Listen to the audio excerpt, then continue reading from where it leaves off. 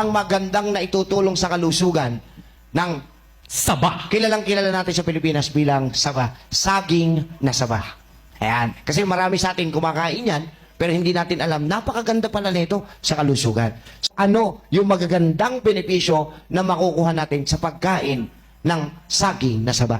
Number 1, Smooth blood circulation. pagka po tayo ay kumakain ng saging na saba, inaayos siya po ang tamang daloy ng dugo sa ating katawan. Ayan, isa. Number 2, Number 2, health digestive system. ang saging na saba ay tumutulong po kung ikaw ay nahihirapan magtunaw ng pagkain, pero ang tamang pagkain ng saging na saba ay 30 minutos hanggang 45 minutos bago kayo kumain ng inyong meal.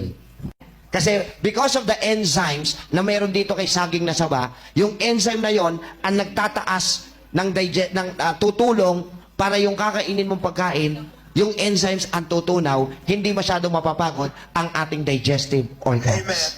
Malaki rin po na itutulong ng saging na saba para po ayusin ang patuloy na paglinaw ng ating mata. Patuloy na hindi lalabo yung mata. Okay, ulitin ko, hindi siya nakakalinaw ng mata. Ano ba ang nakakalinaw ng I-maintain na lang na hindi lumabo ang mata kung mahilig tayong kumain ng saging na saba.